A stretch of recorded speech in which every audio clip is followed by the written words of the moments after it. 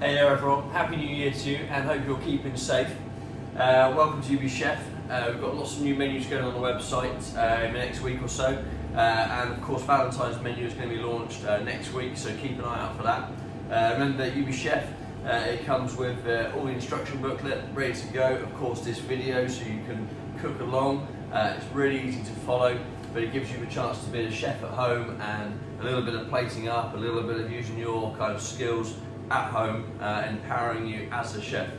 So I'm going to take you through the dishes which I've done this week. We're starting with the bread, of course, which is a lovely cracker this week, and then with a little sort of taramasalata flavoured with wasabi. And then we're going through the rest of the menu. It's all Asian themed this week, so we've got some really nice dishes. And then we'll go through each dish. I'll show you how I put it together, how I plate it up, and a little picture as well of each dish. You can plate it completely differently, of course, and ignore everything I say, but this is the whole thing of this. This is good fun at home and bringing the restaurant to you. So let's take you through the dishes now and we'll get cooking. First course is our weekly bake, a little bit different again this week. We've done this lovely miso cracker, so this has got some miso paste in here in the cracker dough, rolled through the pasta machine very thin, and then baked till it's nice and crisp. Touch of salt, molten salt on the top of that, just a little bit because of the miso. So what I'm going to do, I'm just going to pile these into a nice little tall sort of serving pot. These are going to be taken to the table. This is a lovely way to start the meal. Get the taste buds really going with that miso, of course, that lovely umami kind of flavour. Really kind of get that mouth watering. So that's my crackers all piled nicely into the tub. And then just take your little piping bag of your little taramasalata. This is smoked cod's roe, and this has been turned into a lovely dip flavoured with wasabi in here. So I'm just going to pipe that nicely into my little pot. There we go.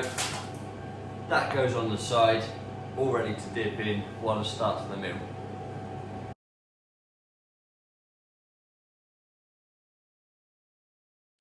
This is a mackerel pâté for starter now.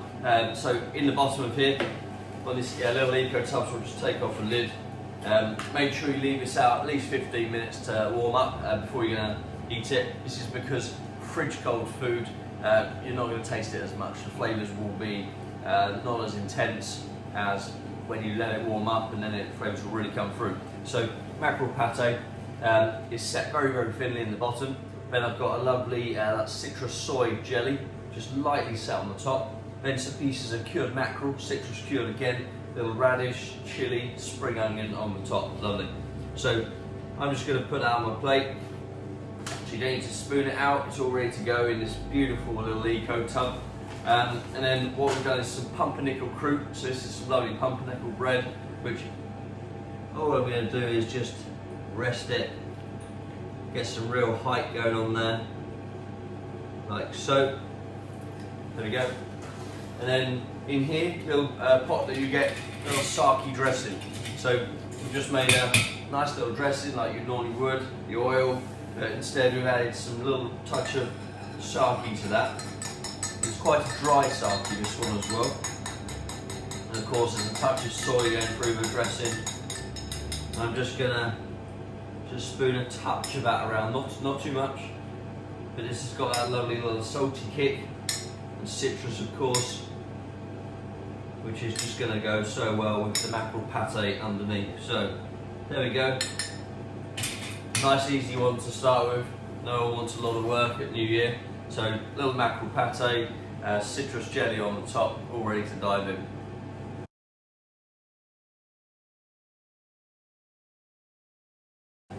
This starter for you now is little very slowly cooked pork cheeks. So in here, this is my pork cheeks, which I've slow cooked for you, and then there's a lovely XO sauce on the top. So XO sauce, it's got dried scallop, dried prawn in there. Again, really lovely warming flavour. That's going to go in the oven for about 8 minutes. And then when that comes out, I've got this lovely shallot crumb here, caramelised shallots like puree, mixed in with some nice sourdough. that's going to go onto the top of the pork cheeks, so just a little spoon on each, trying to get it in the actual sauce, but on top of the pork cheeks, back in the oven another 2 minutes, and that will caramelise that top really nicely. And then I'm serving that with this white onion puree, which I'm going to warm up just on the stove as this is cooking, and then some roasted pak choy. So pak choy is going to go in the oven for 4 minutes. So obviously do the maths on that. Wait until the pork cheeks have been 4. In we go, and then you'll add the crumb, and then it will all be ready at the same time. So I'm going to give my pork cheeks a little while in the oven, and then we'll be back when all of this is heated up and ready to plate. So I'm almost ready to serve my pork cheek now. So nice hot plate ready to go. Then we've got our white onion puree. Right, now let's get the pork cheeks out, lovely and caramelised on the top. And we've got our pak choy as well. So remember, I put that crumb on the pork cheeks midway through cooking. Couple minutes more in the oven, and they're all ready to go. So let's go with a nice little spoon of that lovely white onion puree. Then we're gonna spread that out just a touch. The next stage, let's get our pak choy. We'll just add that just at one side. Then the pork cheeks, you want to carefully lift those out. That's just so that all the crumb doesn't fall off. And one there. So nice and carefully lift them out. And another. And then finally last one. And then what I'm going to do, I'm going to take a little bit of that lovely XO cooking sauce and put a little bit over the pak choy, a little bit around. If you like, you can strain that sauce off, but I like all the ingredients in that sauce to stay in there, i.e. like the dried scallop, the little chilli, dried shrimps, all ready to go. So there you've got my XO glazed pork cheeks with a shallot crumb on the top, sauce of miso or white onion puree, and a roasted pak choy.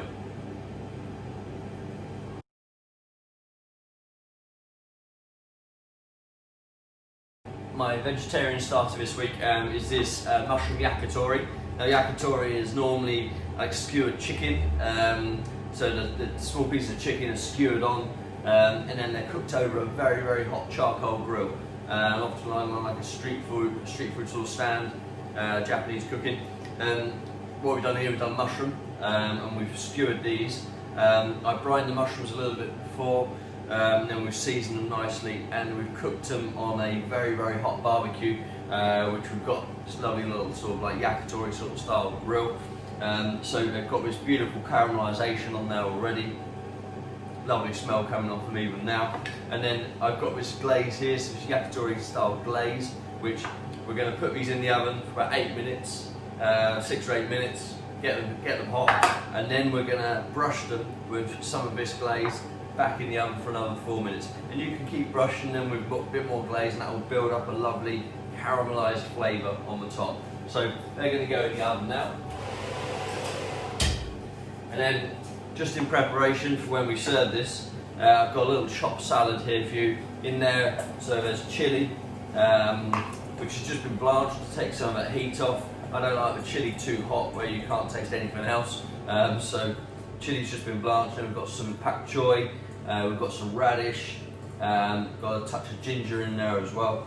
And then I've sent you this chopped salad dressing, which I've made with some rapeseed oil, touch of yuzu juice in there as well, seasoning, and then that's going to go onto our salad.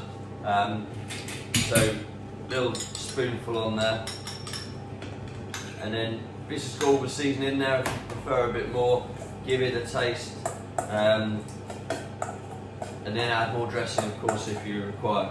So that will be all ready to go. That dressing there is just going to start wilting that down slightly. It's still going to have a nice crunch to it though. So I'm going to keep my glaze there. Once my mushrooms have been in about 6 minutes, give them a good brush, and then we'll be ready to serve up. All ready to serve our mushroom yakitori now, so let's get it out of the oven.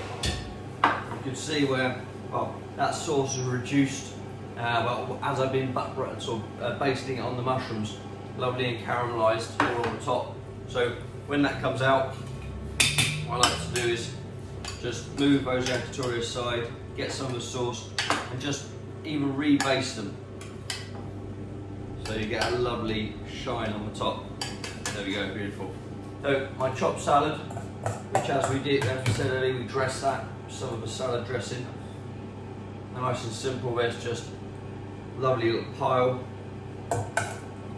That salad. We get a bit of height there. We've got all that chilli, got some radish in there. So, pile it up.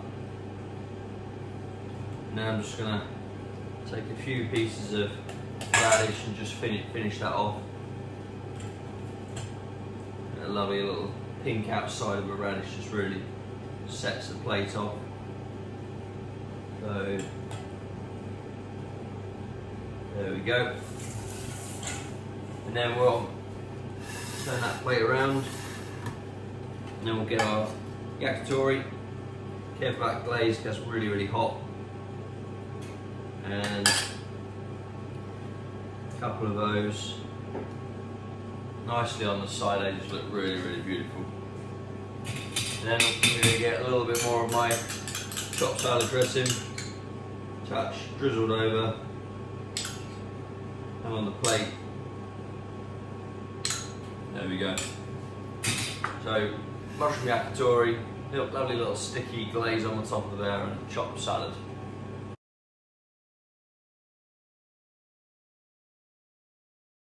So this is a duck main course here for you now. We've got this teriyaki duck breast, which we've marinated in teriyaki, and then we've cooked it in the water bath, and then we coloured the skin nicely. This is going to go in the oven for about 8 minutes. You can cook it less if you like your duck a bit pink, sort of more pink, but 8 minutes in the oven for that. And then we've got a Confit duck samosa as well. So again, the duck mix has got some lovely Asian flavours going through there. Foiled brick pastry on the outside. That's going to crisp up beautifully. So let's get that going through the oven. There we go. And then when we come to serving, we've got this seaweed salad. Beautiful selection of mixed seaweeds, very delicate. Toasted sesame's on there as well. So that's just going to go onto the plate at room temperature. And then I've got this lovely little plum puree, which has got some emboshi plums in there as well. They've got a beautiful flavour, almost like salty, almost pickled. So down there. And then we've got a sesame sauce.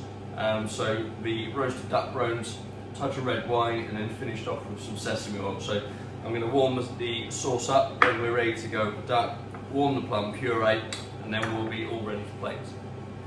So we're all ready to serve up our duck now. So we've got plates under the grill, it's been warmed up.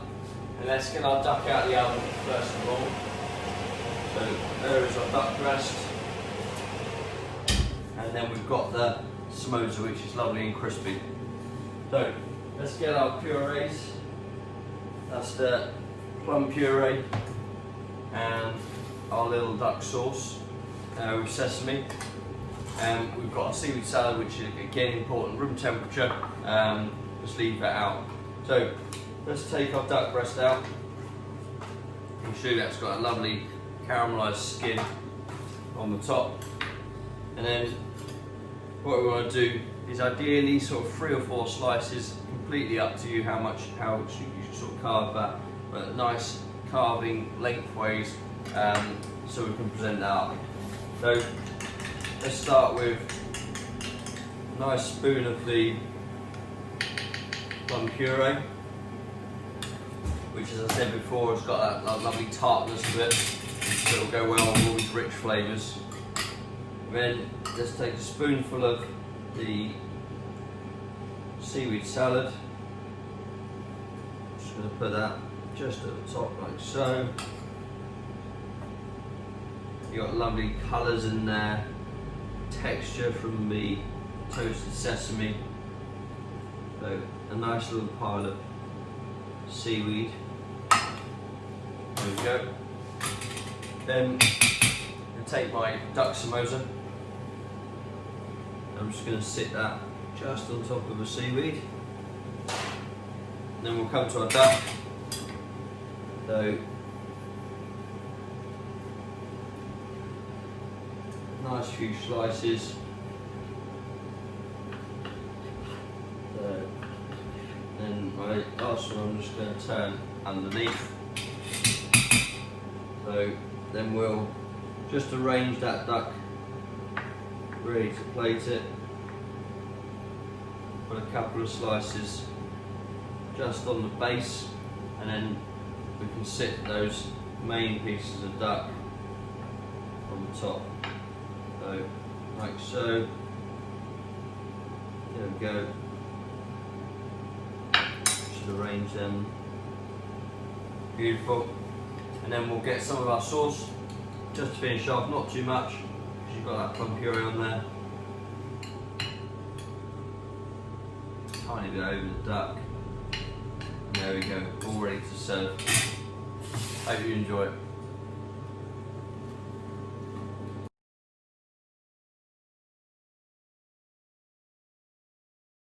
Next up is barbecue tiger prawns. These have just been slit just down the back of the prawn, a little vein just taken out, and then we've cooked them on an incredibly hot barbecue, just part cooked, but just to give this lovely charred flavour, and the great charred flavour of course, but that will impart to the prawn. Touch of lemon zest, a little bit of kaffir lime in there. They're going to go in the oven about 8 minutes. You can cook them a little bit less if you prefer, but just until they're just heated through. Going in now. And then we're going to serve it with some 10 stem broccoli. That's going to be about 4 minutes in the oven, no more. It's already cooked, just needs warming up. I like tomatoes. We've made this lovely stew from the tomatoes, chickpeas, coriander and chilli. So that's all in there. And then I've got some lovely little baby plum tomatoes, Isle of Wight of course. These have just been semi-dried. They're going to be warmed up in the oven together with the cuttlefish cracker. This is tapioca with cuttlefish ink, dried out, and then deep fried very, very hot to make it all puff up. So you've got those two garnishes to go in for 2 minutes, and then we've got a little citrus ponzu dressing just to finish this one off. So we'll be back when the tiger prawns have been in for about 6-8 minutes, and of course everything else is heated up. So all ready to serve our tiger prawns now. So let's get a nice decent sized plate here for this one, because you've got quite a lot of tiger prawns going on. So there's my chickpea stew. And then prawns coming out. There we go. I like tomatoes.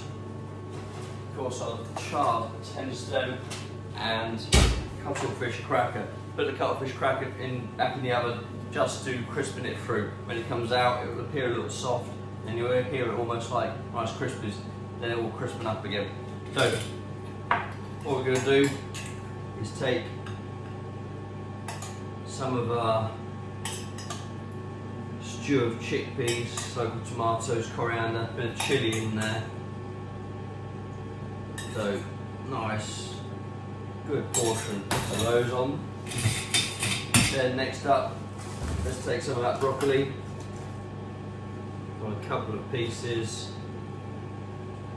maybe a few more just going around, like so. And then our prawns, you can peel them off, take them to the table if you prefer. I like to just serve them in all their glory. Let's just put those like that. They just look stunning. And you can really smell that lovely barbecue aromas coming off of there. So we'll put all the prawns around.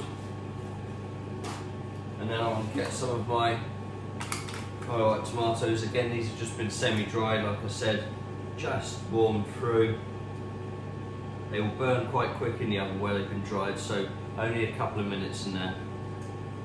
That's all it takes. And then just put some of those, finish off with a little bit of cracker. Lovely. And then give your citrus ponzu dressing a stir. So of course, it's got this lovely citrusy kick to this one. and then that's just to dress over the top, avoid the cracker, over the top of those prawns, and there we go. Lovely barbecue Thai prawns, stew of chickpeas and tomatoes and a citrus ponzu sauce.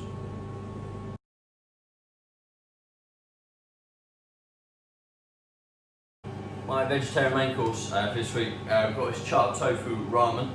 So what we're going to do to start off with, your tofu comes all lovely and grilled just on the top, marinated, and then you've got the paper just inside the little foil container. So carefully just cut through the little pouch, and then that tofu, you just want to, very delicate, so just inch it out. And then that's just going to go onto the paper, like so. And that's going to go in the oven about 4 to 6 minutes, so that can go in now.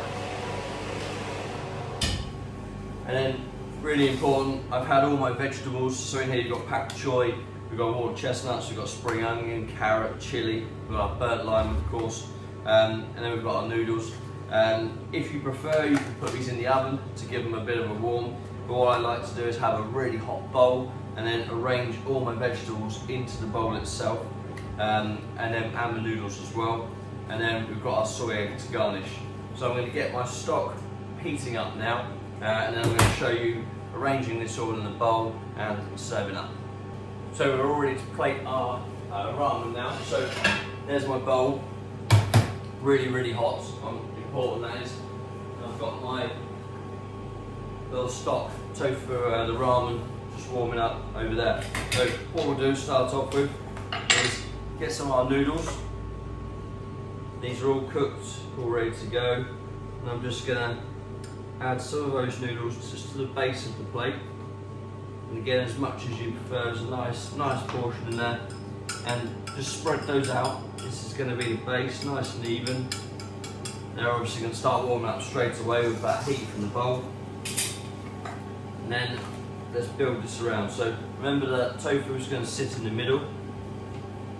So I'm going to just add my pak choy, and my lime is just going to sit at the back. That's to squeeze over.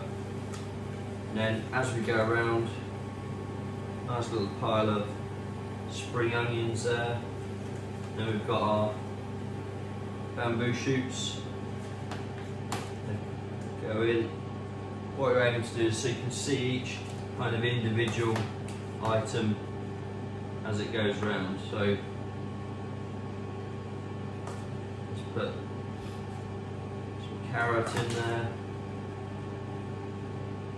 So then we've got lovely water chestnuts that will give a beautiful crunch.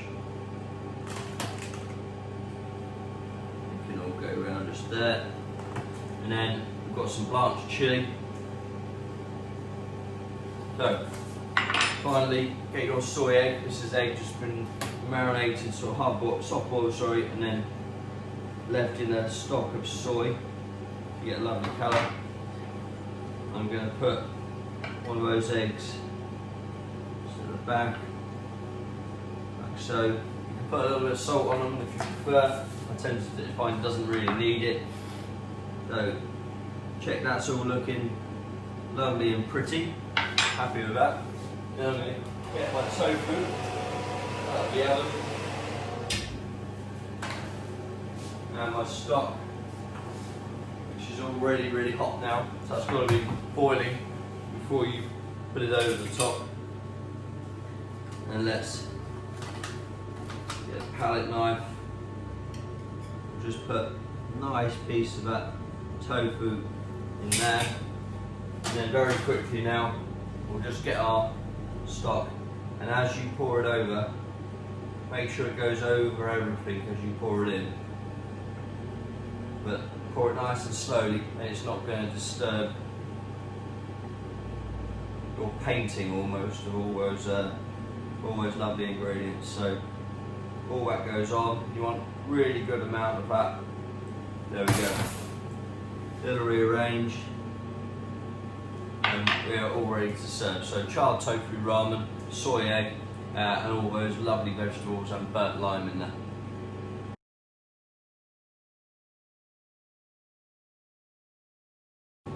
So this dessert is a orange and yuzu tart, same as a lemon tart. Instead we've just made it with orange and yuzu juice in there. Just make sure you take the tart out a good 15 minutes before you're going to serve it.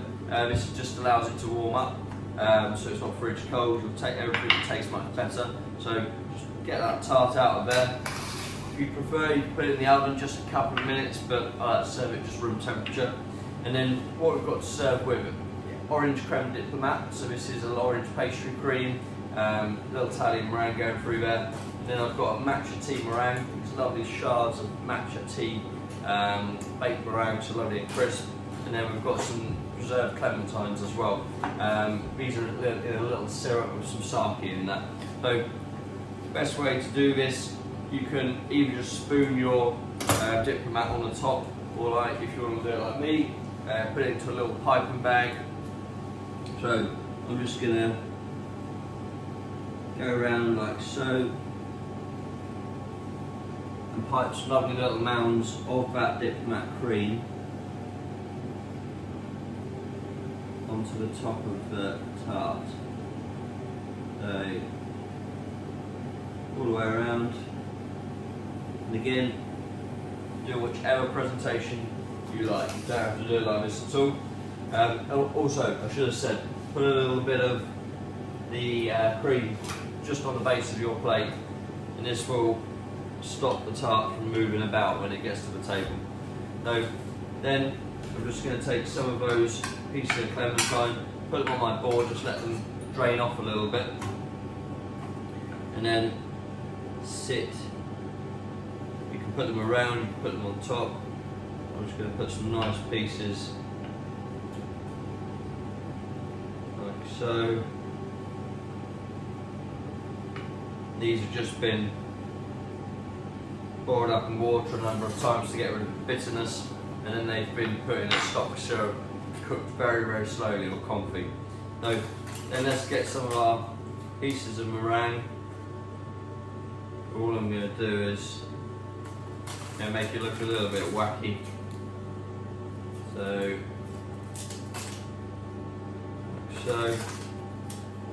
you can just break them into a few little pieces.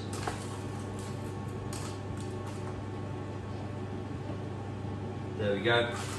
And then if you prefer as well, a little bit of that syrup, just got that sake in, just to finish off. There you go. Lovely orange and yuzu tart, matcha tea meringue, preserved clementines.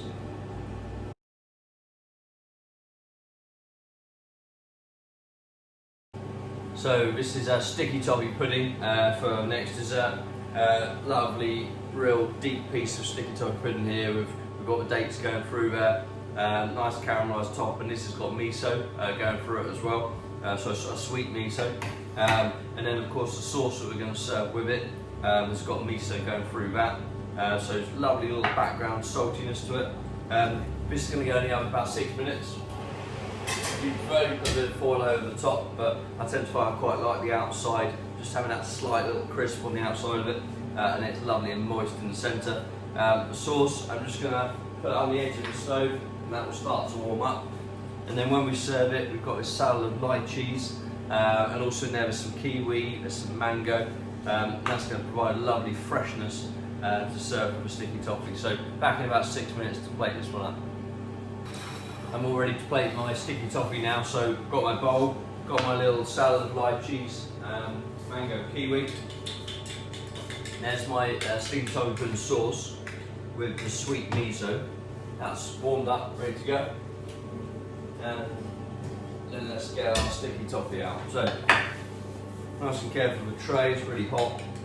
Get a bit of sauce before you put it on the plate, and just spoon that over and almost base that sticky toffee. Gives it a lovely shine. Then what we'll do, take a little spatula, spoon that into your bowl, and I'm just going to get the fruits. I'm just going to dress those just around the edge. So Nice little selection of fruits. Try and get them nice and spaced. You can see a combination of the colours.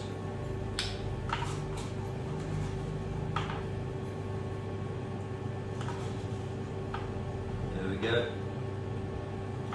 So, get that tray out of the way, and all that's left to do, you can send the sauce to the table if you like in a little pot, but I'm going to put more sauce over the top,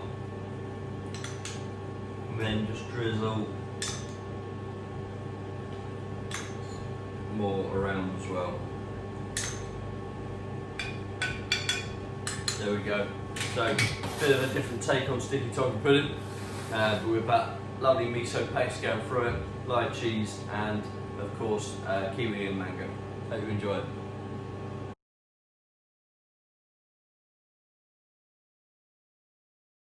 On to my cheese course for this week. We thought long and hard about this one. Obviously this is an Asian inspired menu, so how do we put cheese into this? So what we've done, we've got the fabulous Isle of Wight soft cheese from Richard Hodgson, Queen Bow. What we've done, I'm just going to show you it in here. We'll open it up. So in there you've got the Isle of Wight cheese, which we've sort of crisscrossed right away over it, opened it up slightly, then it's got some queen chilies in there, and we've got some spring onion, tiny bit of garlic on the top, and then it's just in that paper, all folded over nicely.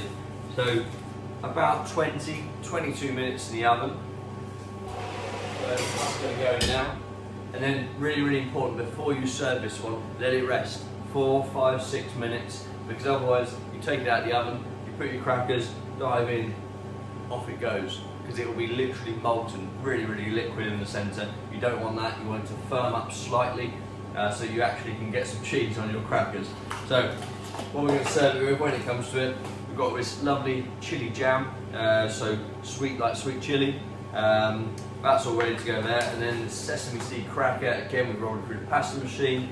It's got white and black sesame seeds in there, lovely umami flavour to it.